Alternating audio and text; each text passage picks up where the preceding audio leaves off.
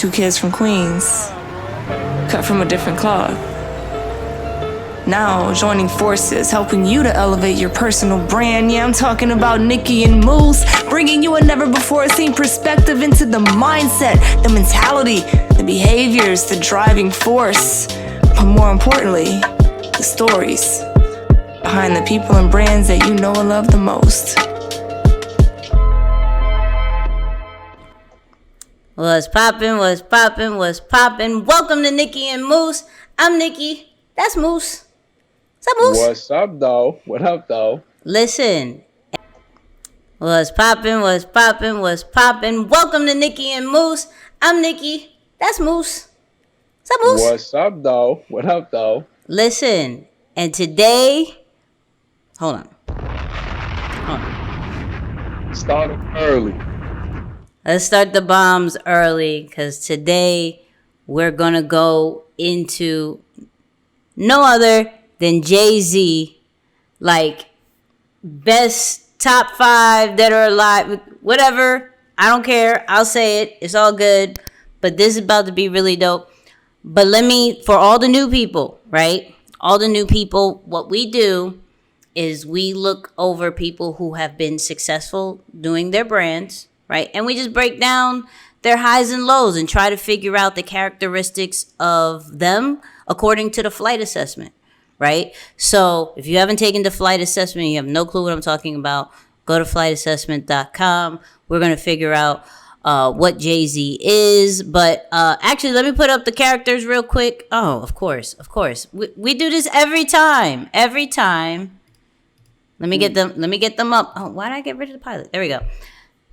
Pilot, flight attendant, grounds crew, air traffic controller. We're going to figure out what J is. Moose, in a minute and 30, can you give the people what this is?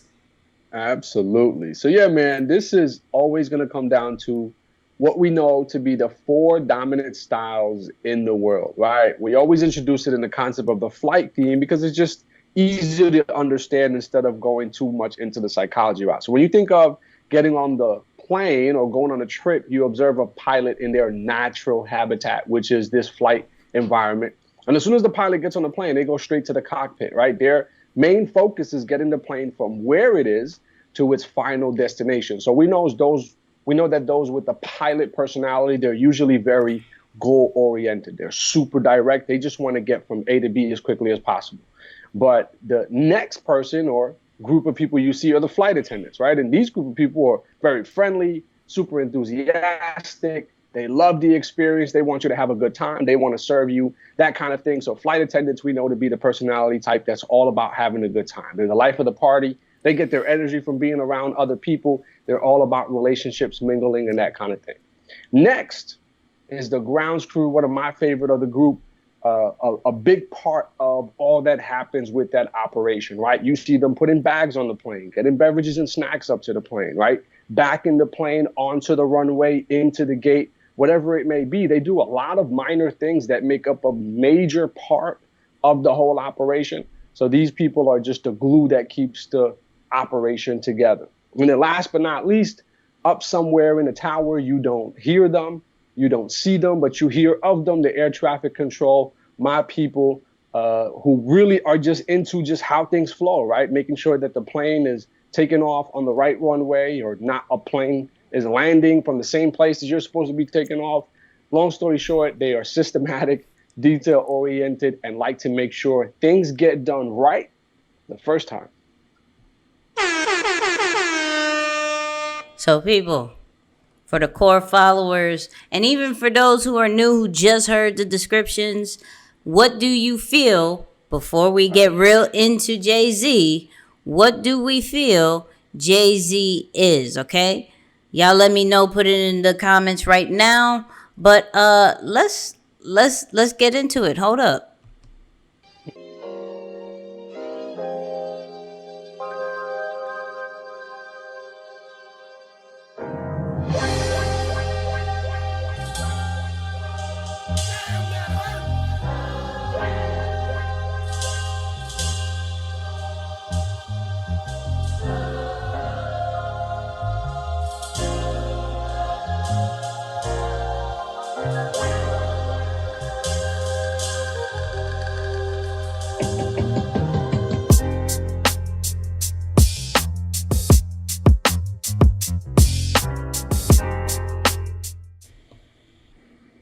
Did you like the intro? Do you like the intro? I like that. Hey, I like that.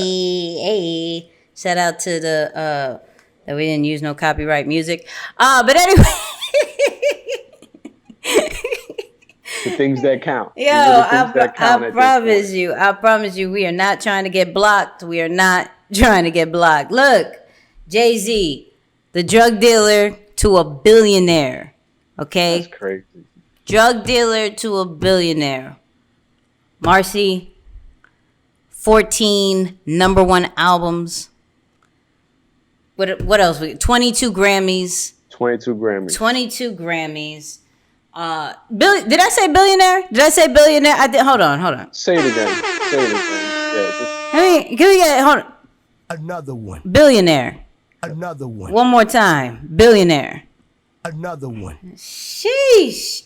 and I think it's not even the money, it's just like the path, right? Where he came from. Yeah. It's like you talk about, single parent background, from poverty to where he is now, 30 years, 0 to a billion. Come on. Crazy.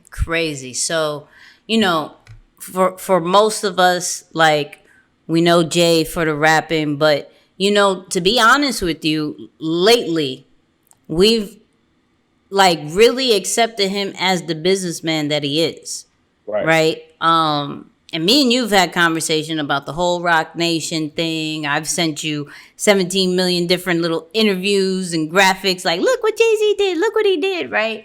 But it all started from a talent. Like, it all started from the ability of rapping. And then he created this whole empire, right? What are some of your thoughts? Like, first thing when you think of Jay? Yeah, what's funny is, as you say, like, now you almost forget that he's a rapper. Like, that's not what comes to mind first. You think more of the businesses and the empire that he's building. Yep. But going back to the beginning of his story, I think it's surprising when we watch some of his documentaries and just learning about his upbringing to know that, he struggled. Right. And it's like, and I just really want that to be something that many of us can remind ourselves of, that regardless of where you are on your journey, another one similar to Jamie Foxx started back in 1989, right? Like, his rap career started in 89. And he struggled, right? Yes, he was talented, right? Like many of us, the talent part doesn't usually create the challenges. I think the talent part, for the most part, comes natural.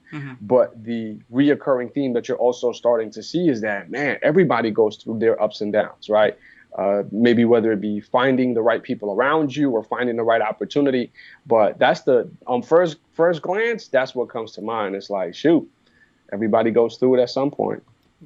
Yep. But let's see where it all started, because, like I said, it started with a talent, but there was a struggle with it. So let's see what we're talking about. Mouthpiece, you had the lyrics, you had the determination. How could you not want to sign that? But Jay couldn't get a deal. Bottom line. That was one of the most hurtful periods in my life, going to all of these A&R meetings with this music, with this guy who is unbelievable, and people are going, I don't get it. All he really needed was somebody to be all over the record companies, that don't take no for an answer kind of individual. And then Clark introduced Jay to Dame. I was like, I'm gonna get my guy damedash. I'm gonna get him to manage it. Clark told Dame, I got this kid from Brooklyn. That's the best rapper you're gonna ever hear. Hold on. We're just gonna do horns and bombs through the whole thing, just because, like, that's just humble beginnings. Yeah. Like, that's just to see that he is almost on everybody's list, top 5, rapper, right? Amazing businessman, and he couldn't even get signed, right? And over he would try. His friend DJ Clark Kent was like, yo, I'm shop you out, and no one would sign him. He was on tour, even with Big Daddy Kane. Like locally, this is the thing. He crushed it locally. In Brooklyn, he was the man. Like any kind of battles and things like that, he was the man. But when it started to get nationwide or just to these big record execs, no one would do it. So here comes Dame, right? And they get Dame because he doesn't take no for an answer, right? So, of course, everybody could probably figure out what Dame is. That's never the question, right? But to see the talent, right, struggle, but then get with Dame and then continue to hear no. And they were like, you know what? Why don't we do this ourselves? Like, and that's where Rocafella formed. I look at that and I'm like, yo, that's so many people right now who are just beyond talented and maybe scared or maybe don't have that one or two people that are saying, yo, we could do this on our own. Like, we don't need this platform. We don't need this machine that everybody else was riding on, that everybody else was, waiting for. We could do this ourselves. And when you look back at the Rocafella days, you could see that they created a lifestyle. Like, it wasn't just like, here, we're going to create a record label. You come sign, you go on tour, you go do this. It wasn't that. Like, they made everything big. They had the jackets, they had the limos, they had the girls, they had everything like that. And they made wanting a chain like a must. Like, it would... Let me stop because you know I can go on about this. Go. Yeah. No, you know what, too? Like, the thing that I'm thinking of in terms of a lesson, and I wanted you to kind of stick on that concept right there. They really introduced entrepreneurship before entrepreneurship as we know it today. Like, they made fancy, entrepreneurship cool. Yeah, right? Like, now most people want to be entrepreneurs because of the association. But back then, you're right. Everyone was going to the machine, which is getting a deal or starting, under a label, things of that nature, where they started thinking, well, if we can't get it, then we might as well do it our own. And that's exactly what he did. Like, he started his career in '89, where he was casually rapping in his neighborhood and friends were loving him, and then kept going until he finally got signed in '95. But he used the money from his deal to start Rocafella, in collaboration with damedash or whatnot. So it showed them early on the importance of ownership. But I wanted to ask you this question, and kind of maybe we can talk about this a little bit just for those who are listening, when it comes to the concept of how we can now, knowing that information, maybe we are standoffish of potential concepts because they're not popular right now. Like, think of the label executives, right, who were listening to Jayz. Like, Jayz, think of how much they're beating themselves up right now for passing on him, right? Like, we saw that too with not so much Adidas passed up on Jordan, but they just didn't feel they can handle him. But we see some of these concepts when someone is ahead of their time, and Jayz is one of those people that, as an investor, right, you might not make the move just because you're not really evaluating someone's talent from a neutral perspective. Talk about just, when you're looking at brands right now that might seem a little bit outlandish, and not to bring him into the conversation, but like, I think of, you always teach on people like 6ix9ine or some people who you deliver with that. Oh, you froze a little bit. You back though. You froze a little bit, but you back. Oh, my bad. You good. Yes, I was just saying, So just kind of talk about that a little bit, right? For you have a way to really not be judgmental. Like, you're able to see things for what they are and what their potential is. And I think as people who are evaluating talent, business opportunities, investments, talk about just your lens through that, like, we can maybe learn something from what the executives didn't do with Jayz. So I think it goes based off understanding like what you have to offer, right? And it's crazy because you did mention like 6ix9ine and other brands that I've kind of just talked about, and it's all based off their confidence within themselves. right? So when it comes to like Jay and that whole, Rocafella situation, it was, I have enough confidence in me to make this work. Like, and just because you don't see it doesn't necessarily mean that it's not going to work, right? There has to be that level of confidence within you and your talent that you can make that kind of step. Because, what we've noticed when it comes to these brands is that confidence in their talent. You gotta put your chips up, because ain't nobody really going to rock with you like you, right? And though they had, it was Dame and Jay and Biggs and everything like that in the very beginning, right? Jay still believed in his own ability to do other things, right? So it's really important when starting or in the middle, or whatever level that you are, when you're trying to get to the next level, that you have to evaluate, where's my confidence within my own talent? Like, where is the confidence within my own brand? It's crazy because I posted this actually today and I did a live about it yesterday. Like, do you believe that you're a genius?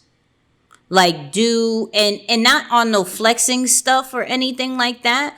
But if you don't believe that you're the best, how are you going to make other record labels, other brands, other partnerships, followers, whatever it is? How are you going to make other people believe in you if you don't believe in your own self? And what we learned from Jay is that I can do whatever I want because I believe in my own talent. And so looking into that, you go, all right, they did it on their own. They created a whole era of hip hop because they believed it. Because when you think of hip hop back then, you think of Rocafella, you think of Rough Riders, you think but you think of No Limit, you think of like top people, but each one of them did it on their own. The great thing about Rocafella is that they got a partnership with Def Jam, right? They didn't sign with Def Jam. They got a partnership with Def Jam. And I think that also goes based off, personal experience with the whole Jay kept getting denied these record deals. So now when finally people are like, yo, what's up? They're like, nah, unless you're going to add value to the machine that we're creating now, based off my experience, I don't need y'all. Even like with us, right? We've realized that, okay, it's cool to be a part of something, right? But it's way different when you own something. It's way different when you can partner with something and not just be on the team. I don't want I don't want the chain. I want to create the chain to give other people. Yeah. And like everybody wanted that Rocafella chain. Everybody wanted it. Especially if you're a New Yorker. You just wanted it just to say, yo, I'm part of the rock. Like, But for you, Moose, like, talk to me what you think about the whole, like, Dame and Jay, not necessarily the bad parts, but like what they created. Because, like I said, they made a lane for, a Beanie Siegel, for a Freeway, for an Emil, who we don't know where she is now, Memphis Bleak, or even bringing it back to childhood friends, because Memphis Bleak was the kid on the third floor. Right. Tata is a super major exec in every single venture that Jay-Z does. No ID is one of the main producers still, so talk to us about like that kind of partnership and that kind of friendship and team that Rocafella literally created and still has kind of to this day.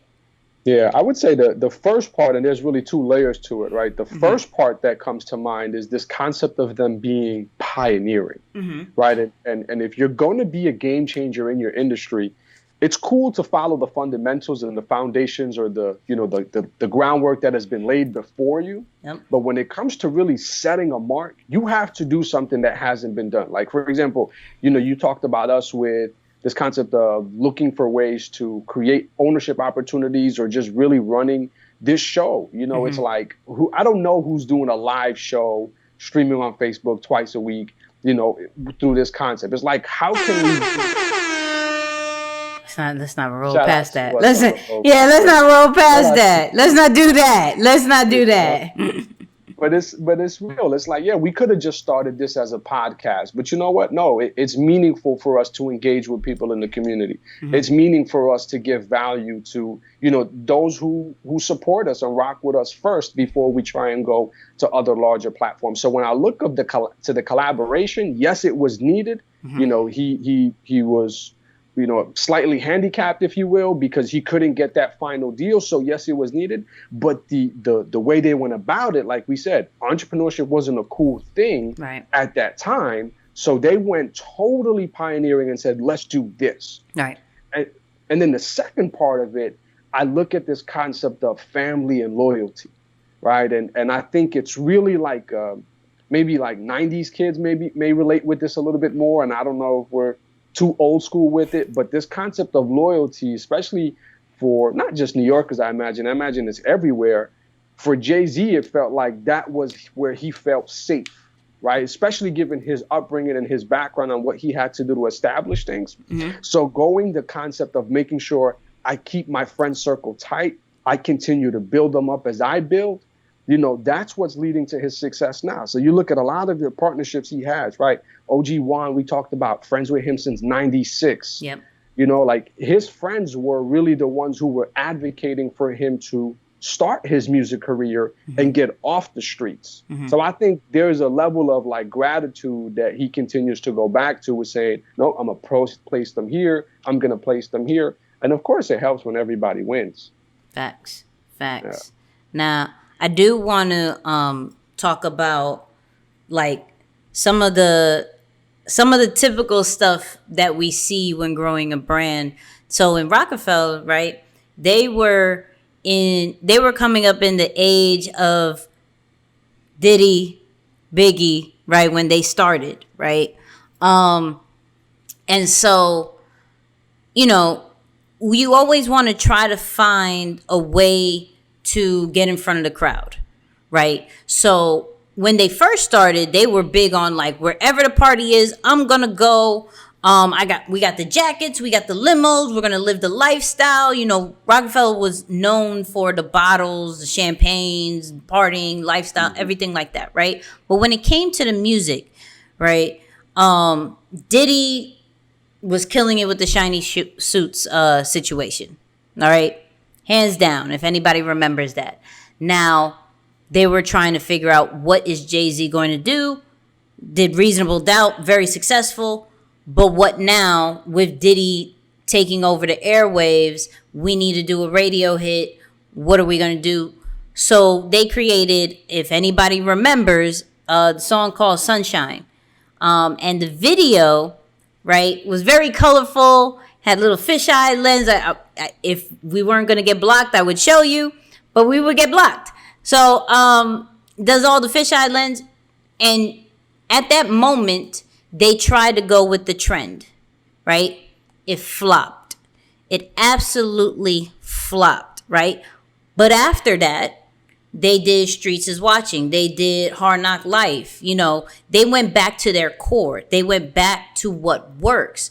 And Jay-Z learned a very big lesson to where after Sunshine, he didn't do that ever again. He didn't ever mess up his whole creative process. We got a clip of him talking about how he creates music and things like that. So here we go. Have to figure out, it's up to the individual to figure out how to slow it down, because, it's just going faster and faster. Everything is moving, quicker. Information is going quicker. That's an individual thing. I'm not going to let anybody speed up my process. I don't care what's happening out there. That's the great thing about, having ultimate confidence in yourself is it doesn't matter what's happening. I don't care what's happening. I don't care what you're on or this person's on. This is what I like, So quick backstory. The question, right, was more of everything is about singles now. Everything in this day and age isn't necessarily about an album. Does he feel pressure to put out singles after music after music after music? And he's like, I'm not going with anything that is happening right now. I have full confidence in myself. Moose, like, what is some things that you think of, like knowing how it was built, knowing that little hiccup with Sunshine, and what he's created? I mean, 14 #1 albums. Yeah. You know, Sunshine doesn't even seem relevant anymore based off, you know, lessons learned, bow bow, and then I move on, right?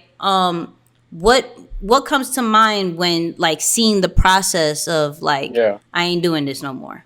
Yeah, I think the cool thing is like, yo, you can mess up, and as long as you create and build a great body of work after that, it's the mess up gets buried so far down that nobody really remembers it. Like, to be honest with you, until you brought it up today, I had to kind of stop and think for a moment, like, yo, Sunshine.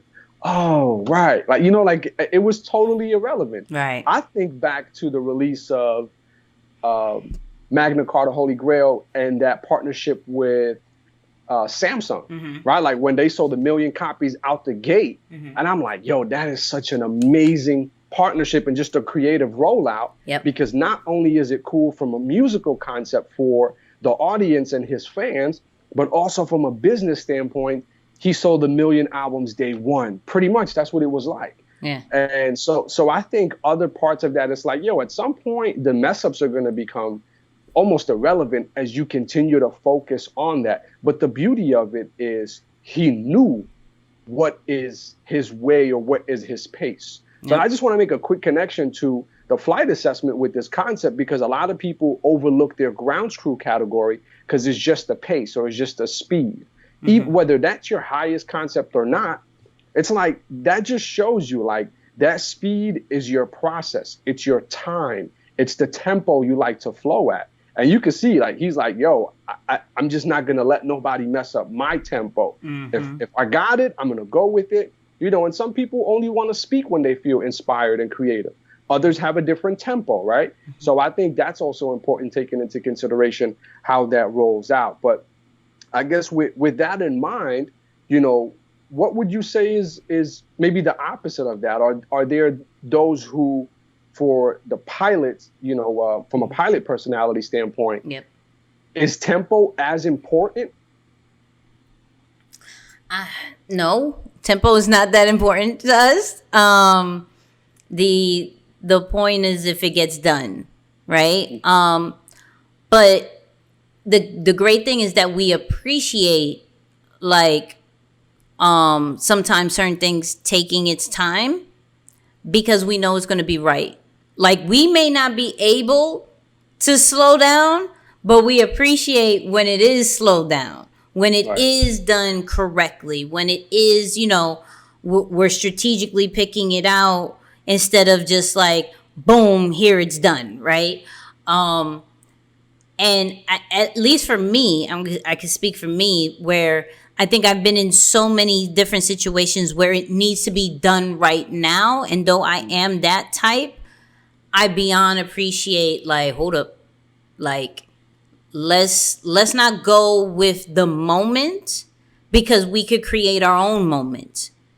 You know, it doesn't have to be when everybody is looking, we make people look. So I like how Jayz thinks, because it's more of a long-term kind of vibe than necessarily like, how do I get on the charts right now? How do I stay in people's iPods or, you know, phones or whatever it was at the time? Like, how do I stay in there? He doesn't think about that. He's like, yo, what is going to make my name ring out throughout the years? We have a clip of him kind of talking about that too. So it's almost like a trend. Will you rather be a trend or you rather be Ralph Lauren? Right. You know what I mean? Like, you rather be a trend or you rather be forever. I'm the person that looked at the Mona Lisa and be like, man, that's gonna be cool in 40 years. Right. Right. I play forever. Right. I play forever. And so my whole thing is to identify with the truth, not to be the youngest, hottest, new trendy thing. Hey, hold on. Oh, I'm about to say, That's what a happened? bar. Oh, facts. That's a bar. I love when he said that. My whole thing is to identify with the truth. Oh, look, but that's so. This is why Jay-Z can put out an album right now, even though maybe he has no desire to. But he could put an album out right now, and people are going to listen, right? Because he doesn't try to necessarily stay relevant. He just tries to do what he knows best, what he believes in his own talent, right? Because hip hop is always going to change. Hip hop goes from Run DMC kind of vibes to Biggie vibes to mumble rap vibes to crying and auto-tune. It's so many different things that happens, and that's like in any culture. But you always have those people that steer the culture in one direction or the next, right? He makes hip hop like authentic. Like he brings it back to knowledge and truth, right? So I can only appreciate how he thinks when it comes to this, because it's like, if you was to do the relevant thing, you would be making money. Right. But would you be making the money that you have right now? Like, he works on his own time. It's crazy because we were talking before, and we were talking about the Black Album, right? Mm-hmm. So the Black Album, for those people who don't know, right, it is when he retired, quote unquote, right? So he started to feel like hip hop was starting to be a routine. Like, once a year, you had to drop an album to stay relevant. And he was like, I don't want to do it, right? I do not want to do it. And he dropped the Black Album. He says, I'm done. But he didn't, not only did he retire because he felt like it was a job or a routine, he actually said, you know what? If I feel this way here, I'm going to try to make hip hop better. I'm going to try to build the culture. And that's when he actually transitioned to the president of Def Jam, right? So when something feels routine, he went and leveled up. He's like, what's next for me, right? When that happened and he was done with Def Jam, because Def Jam started to feel like, okay, now I just have to find an artist and build the artist and find the artist and build the artist. He said that started to feel like a routine, right? Granted, he got the love back for the music, and so some extra albums came out after that. But that's when he not only became the president of Def Jam, but that's when Roc Nation grew, right? Because that wasn't only just a record label, that was a sports agency, that was a managing kind of thing. There was, what else, Moose, that they had? Entertainment company, the hospitality group was a part of it. Mm-hmm. So yeah, no, that branch was huge. Yeah, so what I like, and I think I totally relate to him with that, which makes me almost want to say that he's a pilot, but I'm not going to go that far just yet, right? Yeah. I don't want to stay in one place too long, because then it feels like a chore. I'm out to do something bigger, right? Then even with, okay, music is cool, but how could I help the culture, period? Like, how can I help what is going on in the world? You know, he didn't sit and just say, I'm a rapper, and I'm just going to stay within the rapper mold. Like, he became everything that had to deal with hip hop.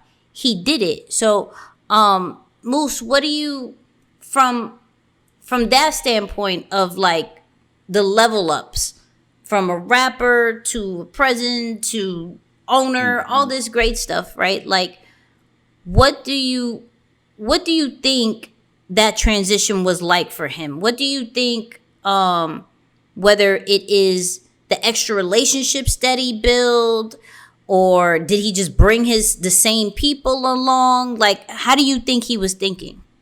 Yeah, so I know his loyalty to the team, you know, we talked about it early, was like a major concept. So he continues to utilize a lot of his network. You know, like, for example, when he started the 40/40 Club, he brought in OG1 to start that. Yep. But it goes back to his, you know, his concepts for what he creates. It always ties back to something that he loves. So although he went into restaurants, and you might say, well, what does restaurants got to do with what you love? But he went into the 40/40 Club, which is really more so a sports bar, right? And he wanted to theme it around that because of his love for sports. Right. So then he goes on to start, you know, their sports agency. And who does he bring with him again for that project? OG1. So like, you can start to see some of the reoccurring talents that he utilizes. But the thing that I think helped him to continue to elevate and make these moves successfully, it's really that first deal. Like, you talk about getting your very first deal. And this is what might make you think that maybe he's not a grounds crew, right? Because where grounds crews are concerned and thinking about security and stability, you get your first big check and you take that check and you reinvest it right back into your own label. That's a big risk up front, where I can't say I would have done the same thing, right? Like, for me, I'm a little bit more like, wait, let's just be a little bit more practical here. Let's think this through, right? Like, maybe 20%, right? But he takes that and reinvests it right back. So yeah, that concept is like, he's always going back to his talent. And that's the cool part. Because you think about, like, we talked about people like 50, Lil Wayne, who couldn't sustain their music career because of their age. And they didn't want to be the little kid, you know, trying to do that. But you talk about Jay putting out albums in his 40s. Jay's 50, still putting out music from time to time, and everyone is willing to listen.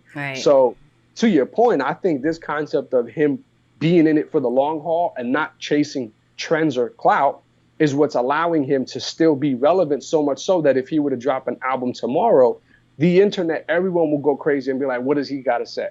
Right? Similar to what he's done before with 444, teaching people about the importance of ownership, investing into art, real estate, right?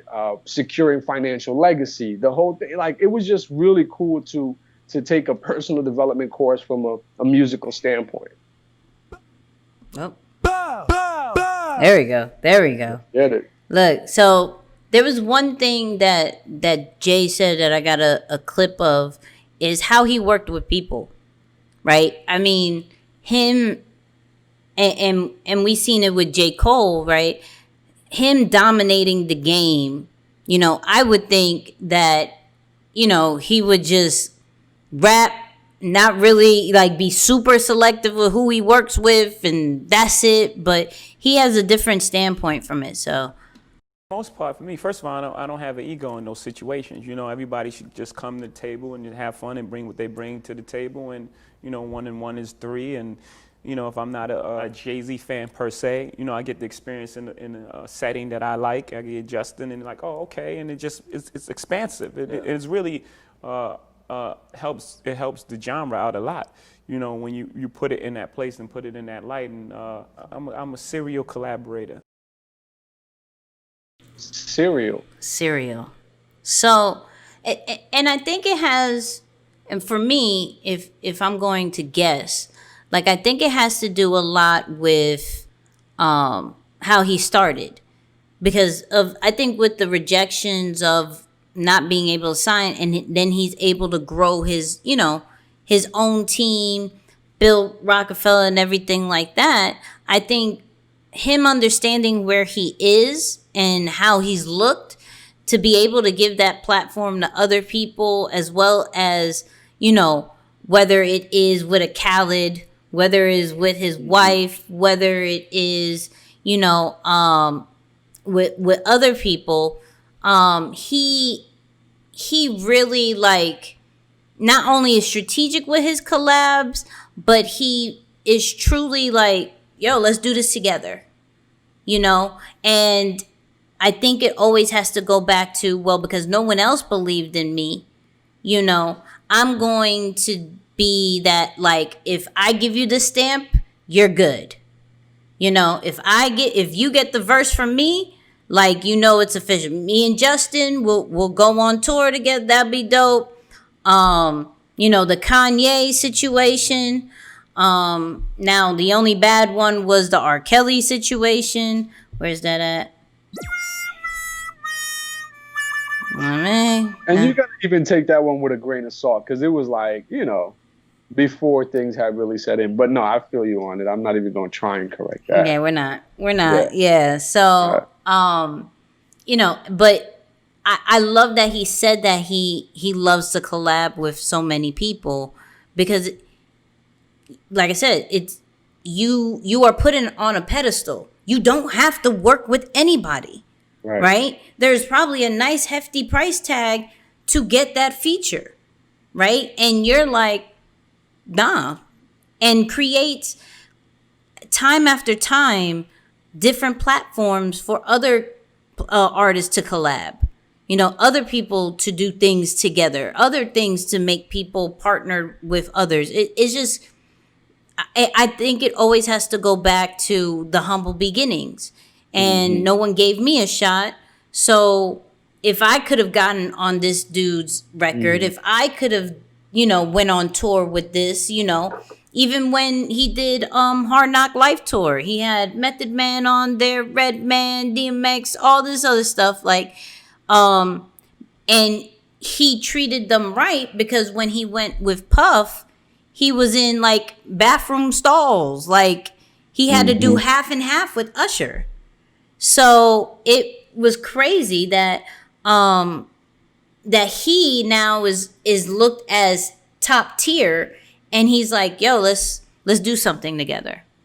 Yeah, it's so cool. It's funny. Khaled has a interview that just came out recently, and he tells a story about how absolutely hyped he was to get a feature or Jay-Z to sign on for one of his songs. Right. And he talks about going to the office, playing him the song, and he's listening to it, and he was just like ecstatic just to kind of show. So to your point, with some of the biggest names in the game giving you that much respect at the height of their career, it's not like Khaled was just on the rise and he finally got to meet Jay. It's like, no, Jay or Khaled is well established. Yep. He's under the label, right? He's signed to Roc Nation. So he goes to the office, plays him a track, and he's so amped to have Jay willing to, rap on the track. So you're absolutely right about that. And I think it's cool, man. I don't know if it's a level of maturity, but in that clip, and this is where I want to ask you, Nikki, in that clip, he says, I have no ego. And for some of the pilots who are listening, talk to me about this concept of ego and collaboration. Is it something that has to be absolutely non-existent? Because we see some pilots who've mastered their craft and utilize their ego in a positive way. So it's not always a bad thing that, you're arrogant per se with an ego. Right. But I'm just saying, when it comes to collaboration, and I know that's something you're big on, talk to me about this concept of ego when it comes to collaboration. So, I mean, you have to have a healthy amount of ego, right? So let's look up what ego means. Ego is a person's sense of self-esteem or self-importance. And I think ego gets a bad rap when all it really is a person's true self-esteem. Like, this is how I feel about myself, right? When ego gets a bad rap is when you're full of yourself and you think you're better than everybody, right? But you still have to have a good, healthy amount of ego to be number one, to be top tier, right? But at the same time, to collaborate with people, like, I think he puts it down. I don't think he says it like, when he said I have no ego, like, I think because he's using the regular definition of it, right? Yeah. But at the same time, like, you wouldn't have attracted those people if you didn't have an ego, right? To begin with. Period. right? If your self-esteem is down, it's like, who are you going to attract, right? So I think what he really meant to say was the fact that my ego is not big to the point where I can't work with nobody, right? And even for myself, like, my ego is not that big that I can't work with people, right? And maybe because I'm also a high flight attendant now, just crazy. But at the same time, like, I know to get to the next level, I have to collab. I have to, right? And so I can't do everything by myself. And immature pilots work like that. Yo, I can do it all by myself, right? Cool. People who think that, yo, I came in the world by myself. Okay, that's cute. Absolutely. You came in the world because of your mother, like your mom. That's one person already. So maybe you need to find just one person. Let's just start there, and then we can build your trust up. It's cool. I'm good with that, right? That's good. Just saying. But if in any industry there are other people who are doing it great or who are doing it on an extra level than you, if you make your life super easy and just work with them, right? Especially if you are in a strategic kind of sense of, who can I collab with to get me to that next level? I think everybody that he's attached himself to, Rihanna, Drake, right? Kanye, has got him to a new level. Alicia Keys has got him, whether it's to a new level of relevancy. I can't even say the word relevancy, right? Or just top tier, right? So when it comes to the ego, it needs to be healthy. It needs to be down if you don't have a healthy one. If it's all the way up, right? I'm not going to knock you for it, but I need you to recognize when that needs to go up and down. And working with other people to get to the next level, because that's always going to be the goal, right? And be number one. You have to have a good sense of ego, a good healthy amount of ego to attract them and to work with them. Yeah, that's good. I like that.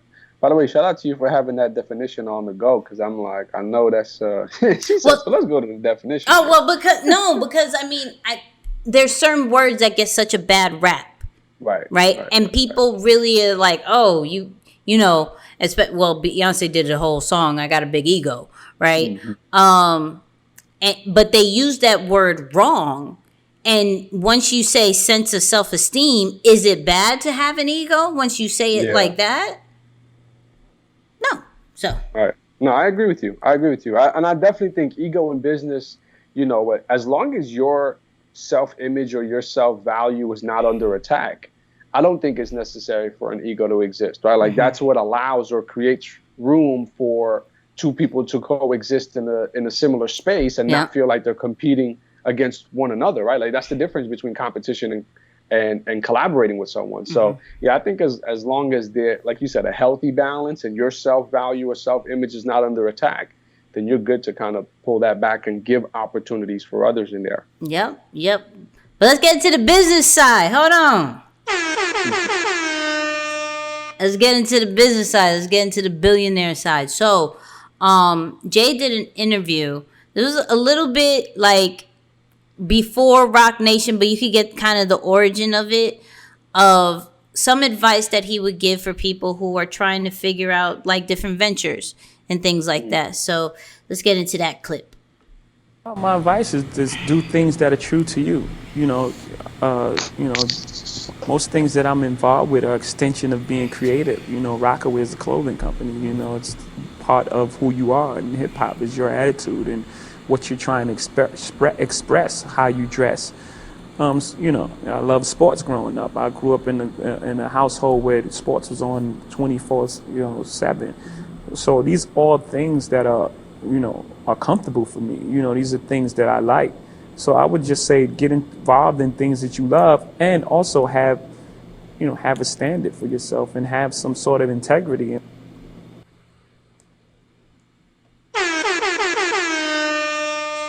You see me writing. I went straight right back to it. Hey, no, you see the numbers though. People, do you see these numbers? All right.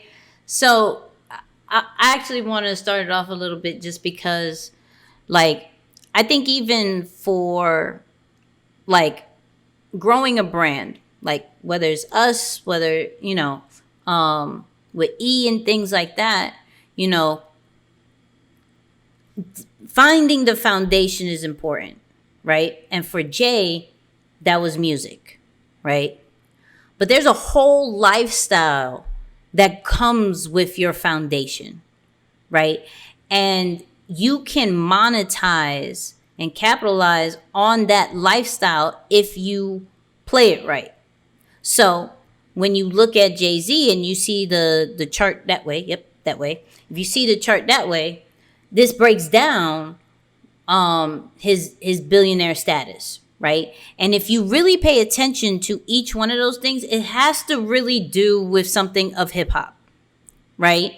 So I don't even know how to say the Armand whatever. That's the Ace of Spades. The one that's 31% right there, that's Ace of Spades.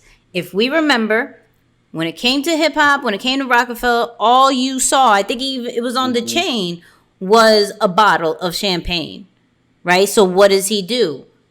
He has a liquor company. Like, that is Ace of Spades. And that's a very expensive bottle, by the way.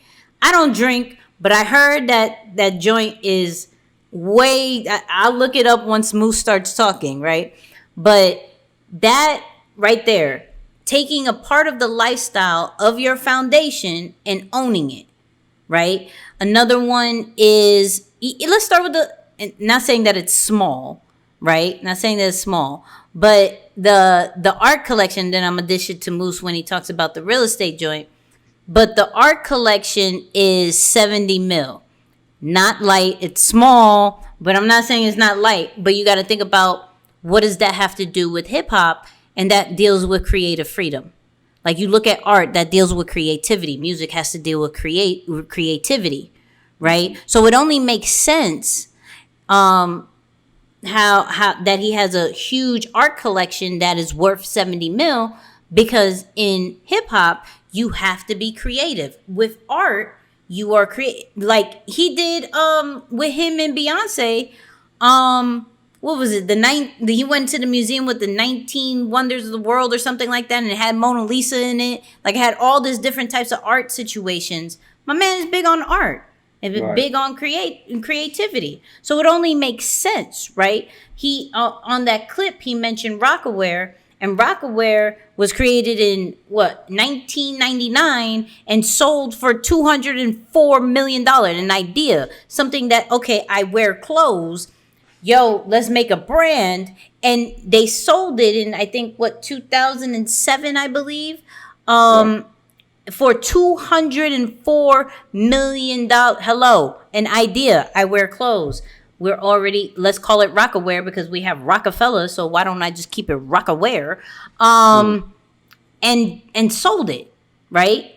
What? And now they have planes. I don't even know how much that's worth. But that goes under, I believe, Rock Nation, so that you see the 75 mil, that probably goes under that. Moose talks about the real estate and, hold on. Somebody came with the 250 to 300 per bottle easy for Ace of Spades. Yeah, I'm not drinking that. Mm-hmm. Yeah, we just drink water, we don't drink anyway. Nah, so I mean, the cool thing, and I wrote this down as soon as he said it in the clip, he talks about creativity, of course, things that he enjoys, but he also talks about, have standards and integrity. Yep. And I always like to bring up this concept, right, of just character. I think it's super important that regardless of how successful somebody gets, I find that the more success you get, the easier it becomes to cheat. All right. And I'm not even trying to hurt nobody's feelings. First of all, you're not going to speed past that like you didn't just say what you just said. What? Say that one more time. Yeah, I feel that the more success somebody gets, the easier it becomes to cheat. You know, just kind of talking to entrepreneurs locally and even friends that I have and around what happened just recently, right, with this whole economic bailout and people filing for the PPA and things like that. And yeah, while legally you can do it through tax code, you can pay yourself as an employee, although you're an owner under the books. But it's like, that's not what the money was supposed to be used for, right? But it becomes easy when you don't have standards and integrity to hold you accountable of what not to do in those cases. So when you look at some of his real estate deals, he's always been about the culture. And like you said, maybe because of his own upbringing, but his deal to bring the Nets to Brooklyn and put them in his old neighborhood. And now think about, like, we're from New York, going to Barclays and seeing that arena, then a Shake Shack opens up right across the street. What's happening to the value of the neighborhood? Right off the Brooklyn Bridge. And y'all see the hat, so I can really go in on this topic, right? New high-rise and luxury buildings all within that 2-3 mile radius. So what is he doing? Not just is he benefiting, right, because of his own standards, but his integrity of, let me make sure everything I do, I can pass forward or pass along to somebody else. Now an entire community, multiple generations are going to benefit because some of these moves. So that's the part really that I wanted to cover from just some of his moves and some of his morals, that it's like there's always something tied to it that does bring back, whether you see it now and understand it, because I'm sure some people are going to say, well, what about the whole thing, you know, the collab he did between Roc Nation and the NFL? You know, he was a supporter for Colin, and Colin wasn't a part of that deal. Like, that's kind of shady. But then again, with the way he's moving and his track record, that's not something that you can say that's a bad move until you see it fully, you know, play out. Yep. I wanted to talk about Tidal a bit, right? For the simple fact, well, granted, Tidal right there, 100 mil, right? 100 mil. But I personally feel, and I think it's gotten a little bit better, but I personally feel that Tidal had a really bad start. Really bad start. And this is kind of like a branding lesson as well. Because if anybody remembers how Tidal started, they had this whole campaign of top artists sounding like they mad because they didn't get paid for their music, right? If anybody can remember that. Now, this is where they went wrong. So for the artists, that's great, but are they selling to artists? You know? So you have to look at Apple, and you have to look at Spotify, and you have to look at other streaming platforms that were there, and they were catering to the customer. They were giving songs, different catalogs by the second to those people who were the consumers, right? So they made it about the consumers, where Tidal made it about the artist. So it was a very rough start, because if you're not going to make it about me, why do I care about you? Right? And so even, and I don't have it because they were going to block me because it was a long clip that I saw. But even Jay in the Rap Radar interview, part 1, if y'all want to look it up, right? Was saying that was a mess up that he did, right? He owned it, and he felt like he had to do something real quick about it, and it backfired because it just looked like angry artists, right? So when you're looking at, now granted, it only makes sense for Jay-Z to have a streaming platform. Like I said, if you look at any of these different things, and we'll get into the Roc Nation thing because I truly adore that model, right? But it only makes sense for Jay-Z to have Tidal, right? Because if he comes from a music background, you have the next thing that's happening, which is streaming, because we're not buying physical albums anymore, and you're on an ownership kind of vibe that you've been since day one, it only makes sense. So I'm now asking people, like, what is that next venture for you? Already start thinking about that. Like, look at the foundation that you have, but what goes around it. You know, do you own a publishing company? Do you own a clothing line? Do you own whether it's a tech company, something of some sort, right? Make that model up now so you know what you're aiming for, right? Jay knew from the beginning, he was like, yo, I thought I was going to do one album and like one foot was already out the door. Like I knew there was something bigger, right? And so now he's a billionaire because he already had the mindset of like, yo, I'm going to take over the whole industry, the whole lifestyle of hip hop culture. I'm going to own culture in my own way, right? So when it comes to your own brand, what is that thing for you? And I would love to see people in the comments with what is that next venture that you would love to get into? Not that you are getting into right now, so don't feel pressured like, oh my God, I got to spend like 100 G's on this. No, I'm not saying that. But what is that next venture for you? Like, what are you going to own a network show or something like that? Are you going to own your own studio?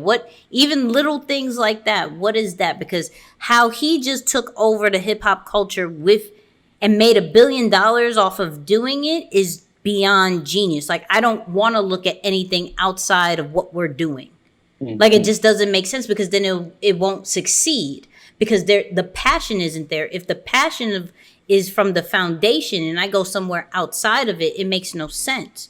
So Moose, when looking at this, like, talk to me about how other people have modeled their, whether it's millions or billions, and how this makes sense and how could this keep rising? Yeah, it's a very traditional concept that you see a lot of business people have done it.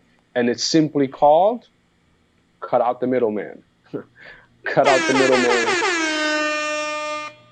Yeah, cutting out the middleman and going straight to the source. And I know sometimes it can be like, what? It's that easy? But it really is. Because Tidal was a streaming company, and I'm not sure if it was the same name, but it was a streaming company before Jay-Z even purchased it, right? It's not like he created that and built it. But it was owned by another tech company. Mm-hmm. So he went and acquired the tech company that owned Tidal and turned a $56 million deal to a $600 million evaluation today. Yeah.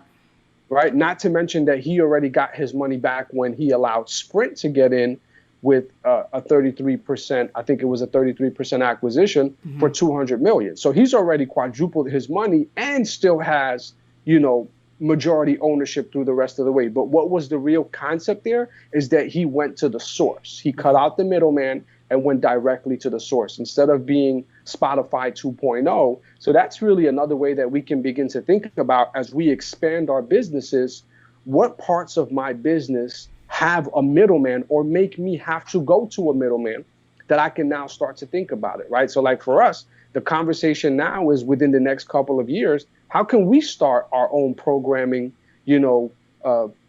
division so that we can literally create from A through Z our own assessments, right? So that's one of the ways that we're looking to cut out and not have to rely on anyone and have complete ownership. So it's really just that traditional concept of like, all right, what pieces am I acquiring or requiring, counting on somebody else that respectfully, I'm going to eliminate them by creating that division and become the supplier.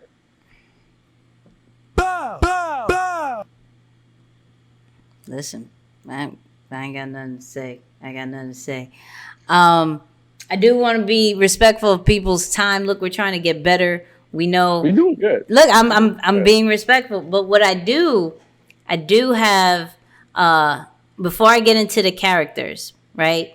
Before I get into the characters, I do want to know for those people who are live or people watching the replay, what is your favorite Jay-Z song? Right? What is your favorite Jay-Z song? And I'm not going to ask Moose because he already looks like he's hurt. But I am going to ask. A couple, though. That's two. I said, what is your favorite song? One. But I do have, from a hip hop standpoint, right? So there was something that was hit the history books of hip hop that I love, that I would love to know your take from both of us being from Queens, right? There was this battle that happened. There was this battle that happened between Jay-Z and Nas, right? So understand at the time that was kind of a sensitive time because of the whole Biggie and Tupac situation. Jay-Z and Nas were up. They were it, like for New York. They were the thing. But that battle, and not to make it a debate, I promise you I'm not. I just want to know, who did you think won that battle? And people in the comments, if y'all know that battle, I would love to know who you thought won that battle. And I'm going to let Moose go first. Sheesh. Now, this is tough because I really like both of their music. Mm-hmm. But I really do believe, sorry, Jay, I do believe Nas won that. All right. Really Praise believe God. Nas won that. Yeah. Praise God. Yeah. Okay. Because I've seen interviews and they was like, yo, when Ether came out, that was a tough day for us at Rocafella. Like, they all kind of were like, oh man, we're gonna have to turn over the flags on this one. Mm-hmm. Okay. I just want to make sure we're on the same page with that, because if you were about to say, well, Takeover was fire and it was way better than Ether, I would have to end this live right now. I would have to do it. It wouldn't make sense. It On a wouldn't make sense. disconnect, like, oh. Right. Matt says, no, I see you. So okay. So let's put up the characters real quick. Let me get them right. Here we go. This one's hard, people. So start after all you saw, right? Let's point out some things. He loves to work with people, with the collabing. His ownership, right? Mm-hmm. Ownership is a big part of it. The not wanting to be in routine situations, that's another thing. Moose, what other parts that you got? Which is an oxymoron with the one that you just said, but the whole tempo and process. Okay. You know what I'm saying? Like his own time. Yep. I would say the longevity and not following trends, really making sure that he stays tied to the truth. Mm-hmm. You know, that's another one. But yeah, this I honestly can say by far this is probably the most difficult one that we had to try and figure out which one is he, mm-hmm. because he does not display too much emotion, which is already a hint of what he could be mm-hmm. because of that. Mm-hmm. But then again, you start to see some other parts of his life where they're multi-layered. So you're like, okay, that's interesting. Right. So, people start your voting, right? Start your voting. I see Norman said Nas won the battle, but Jay-Z won the war, and he reignited Nas's passion, created a win-win for both of them. Musical genius. I could agree with that. With that, Norman. I could agree with that. All right. Moose, I'm gonna let you go first because I don't want to go first.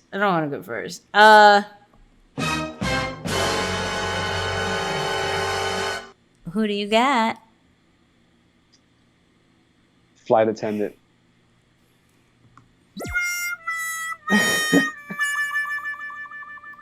I see no flight attendant in Jay like that. I mean, and granted, the performer, I know that's always an easy go-to, but he's a performer, and it's just like, I don't know. Okay, I was only going to debate a second because of the performance, because he has to be on stage, and because But I agree with you, so I wasn't going to debate too hard. I was just going to be like, but okay, cool. Yeah. All right, so.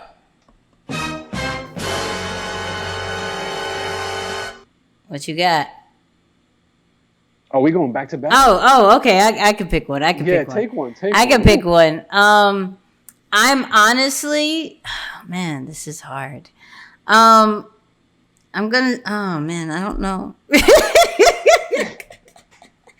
Defer to the comments. I don't. You know what? I'm gonna get rid of. I'm gonna get rid of air traffic controller. Ooh. I'm gonna do that if I can. Mm. I got any reasoning? Give us the concept behind it. What's your thought?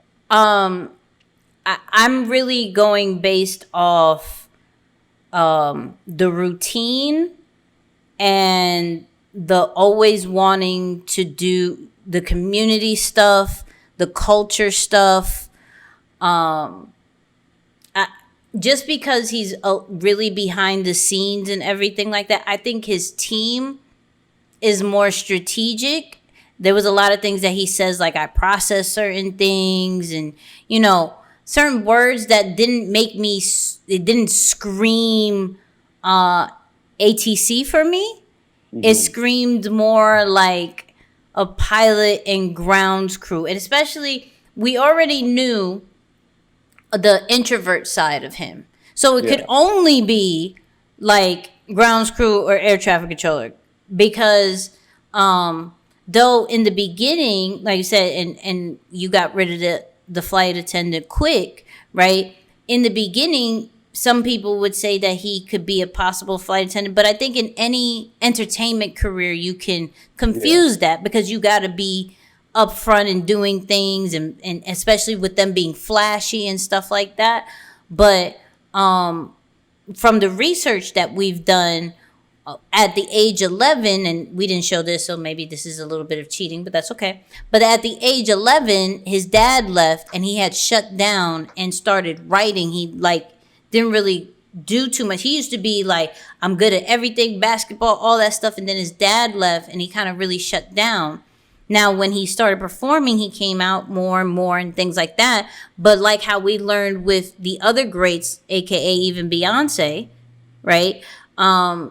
They always resort back to their true self, right? And so now you don't really see Jay and Beyonce. And that's because they're both very introverted and really about their family, right? Jay is huge on his family, wanted to have like a whole team worth of kids. So, yeah, I can't necessarily say ATC. I'm debating on grounds crew and pilot. What do you think? Yeah, that's actually a good point. And to be honest with you, I definitely think that combination of the pilot grounds crew is what gives us the balance that we see in him, right? Like, we know that he's not super on either side of the extreme, but he's also relatively progressive. And, you know, of course, he's amounted a great deal of success. Yep. And I think that gives you a perfect combination of between the grounds crew and the pilot, knowing how to play each one of those pockets and you know, be behind the scenes, but also pop out when he needs to. And he still kind of uses that to his advantage very, very well, where he's on lockdown for a minute and then you see Jay at, you know, like the Rock Nation brunch or something like that, and everyone just loses their mind. Like, wow, he hasn't been out in forever. So, yeah, I still think he's one of those people that can really leverage it. Broke Twitter once for like a couple of tweets. You remember that? I remember that. Just popped out of nowhere and super just blew random. Up social media. Yeah. So it's cool to see that, man. It's really cool to see that. Like, you can stay true to those traditional things that you grew up with, make some adjustments, yet still win at extremely high level, have a great family life, have a great professional life, and not really suffer like that. Absolutely.